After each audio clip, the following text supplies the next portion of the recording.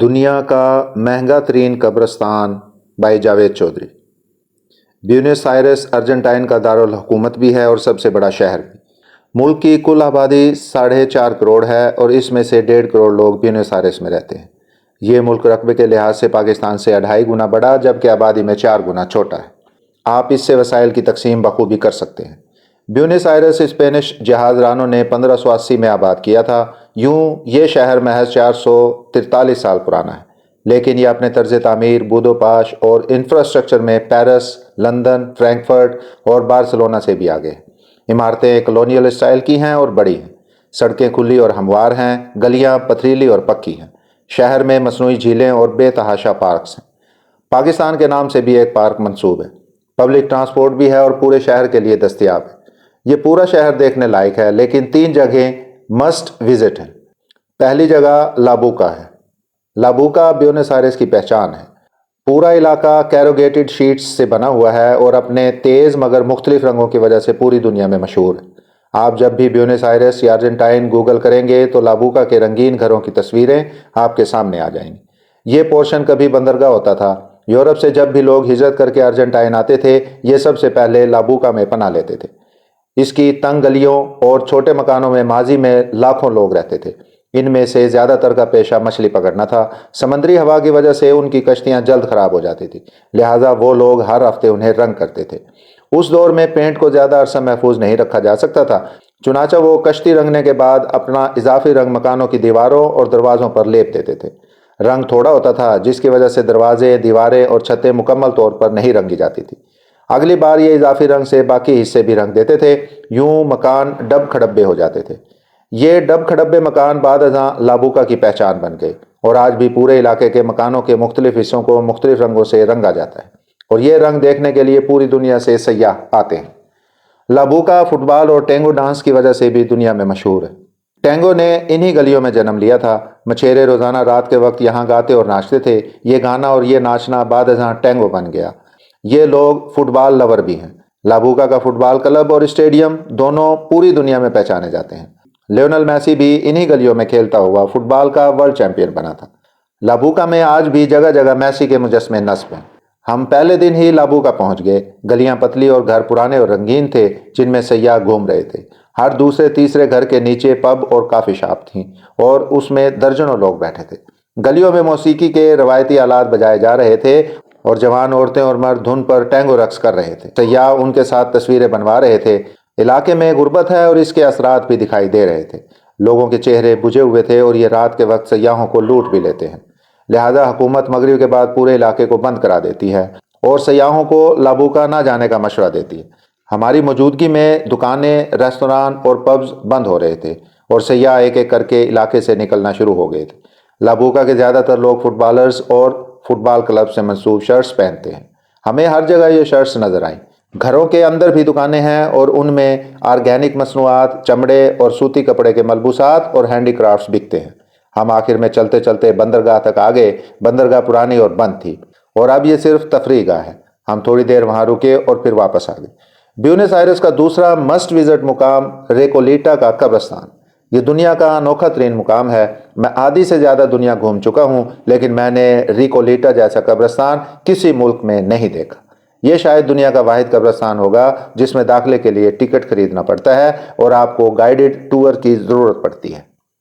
ہم اس میں داخل ہوئے تو چند سیکنڈز میں سکتے میں چلے گئے۔ قبرستان میں 600 قبریں ہیں، لیکن ہر قبر ایک محل، ایک حویلی اور ایک آرٹ پیس ہے۔ ہر قبر تعمیراتی معجزہ ہے اور یہ معجزہ دنیا کے نامور آرکیٹیکٹس نے تخلیق کیا۔ قبروں کے درمیان باقاعدہ گلیاں ہیں اور یہ گلیاں چوکوں اور چوراہوں پر ختم ہوتی ہیں۔ فرش پر قیمتی اینٹیں اور پتھر جڑے ہیں۔ صرف اس چھوٹے سے کمپاؤنڈ میں جتنے مجسمے ہیں اتنے پورے پیرس میں نہیں ہوں گے اور ہر مجسمہ آرٹ پیس بھی ہے۔ قبرستان میں پہنچ کر انسان کی عقل دنگ رہ جاتی ہے۔ فن تعمیر کا یہ نمونہ بھی فری میسن نے تخلیق کیا تھا۔ بیونس آئرس کے شمالی حصے میں 1732 میں پلر چرچ بنا۔ چرچ کے ساتھ وسیع باغ ہوتا تھا۔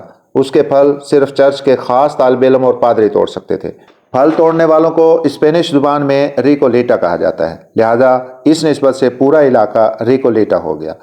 1822 میں گورنر مارٹن روڈریگز نے فرینچ انجینئر بلا کر باغ میں قبرستان بنوا دیا۔ 1822 ہی میں بیونس آئرس کے پہلے امیر مردے کو اس قبرستان میں دفن کیا گیا۔ لوائکین نے اپنے والد کی قبر آرکیٹیکٹ سے بنوائی تھی۔ یہ بیونس آئرس میں پہلی ڈیزائنر قبر تھی اور لوگ دور دور سے اسے دیکھنے آتے تھے۔ مردوں میں اس کے بعد ڈیزائنر قبروں کا مقابلہ شروع ہو گیا۔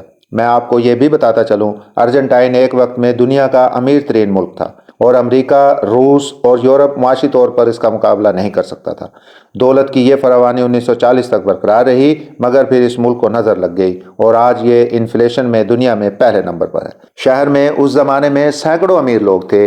یہ عمرہ اپنی زندگی میں اپنی قبروں کے ڈیزائن بنوانے لگے۔ بعض عمرہ نے اپنی نگرانی میں اپنی قبریں بھی تیار کروا لی۔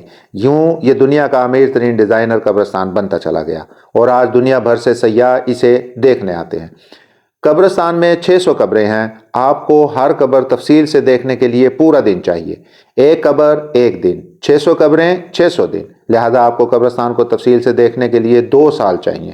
کمپاؤنڈ پر اب تک سینکڑوں ریسرچ پیپرز لکھے جا چکے ہیں، جبکہ اس پر PhD تک ہو چکی ہے اور یہ قبرستان اس معاملے میں انوکھا ہے۔ ہم قبرستان میں داخل ہوئے اور چند سیکنڈ بعد اپنا ذہنی توازن کھو بیٹھے۔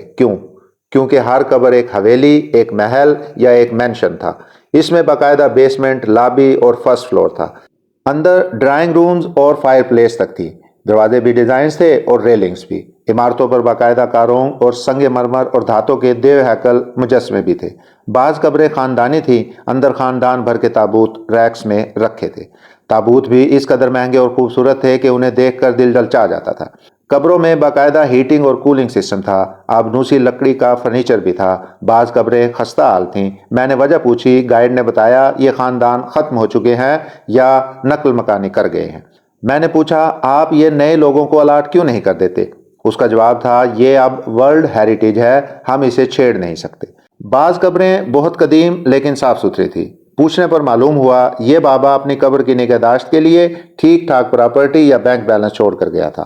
ایک قبر کے بارے میں پتہ چلا، مزار اسٹاف 17 لوگوں پر مشتمل ہے۔ یہ روزانہ قبر پر آتا ہے، اس کی 5 سٹار لیول کی صفائی ستھرائی اور مینٹیننس کرتا ہے، ایئر فریشنر چھڑکتا ہے اور قبر پر تازہ پھول رکھتا ہے۔ میں نے پوچھا، یہ لوگ تنخواہ کہاں سے لیتے ہیں؟ بتایا گیا، بابا مرنے سے پہلے باقاعدہ بندوبست کر کے گیا تھا اور یہ انتظام 75 برسوں سے چل رہا ہے۔ ایک بوڑھی مائی کے بارے میں پتہ چلا، وہ پوری زندگی غیر شادی شدہ رہی، لیکن پھر اس نے اپنی زندگی میں اپنی قبر بنوائی، اپنی ایک پراپرٹی قبر کے لیے وقف کی اور پھر وہ وصیت کر گئی، میری قبر کے لیے شہر کے خوبصورت ترین جوانوں کو بھرتی کیا جائے اور یہ نوجوان روزانہ برہنہ حالت میں میری قبر کی صفائی کرے، اور یہ صفائی آج تک ہوتی ہے۔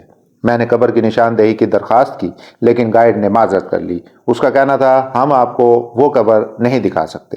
ایک قبر کسی نوجوان جہاز ران کی تھی۔ وہ 1895 میں فوت ہوا تھا اور اس وقت سے آج تک اس کی قبر ارجنٹائن کی مہنگی ترین وائن سے دھوئی جاتی ہے، جبکہ آدھی سے زیادہ قبروں پر مہنگے ترین پرفیوم اور ایئر فریشنر چھڑکے جاتے ہیں۔ ایک قبر کے اندر وارڈروب بھی تھی اور اس وارڈروب میں ہر 6 ماہ بعد نئے کپڑے اور جوتے رکھے جاتے ہیں۔ ایک قبر میں بابے کے لیے روزانہ 5 سٹار ہوٹل سے 3 وقت کھانا آتا ہے۔ یہ کھانا باقاعدہ میز پر لگایا جاتا ہے اور 2 ویٹر 40 منٹ تک مؤدب ہو کر میز کے سامنے کھڑے رہتے ہیں۔ اور ایک قبر میں اف خدایا، باقی اگلے کالم میں ملاحظہ کیجیے۔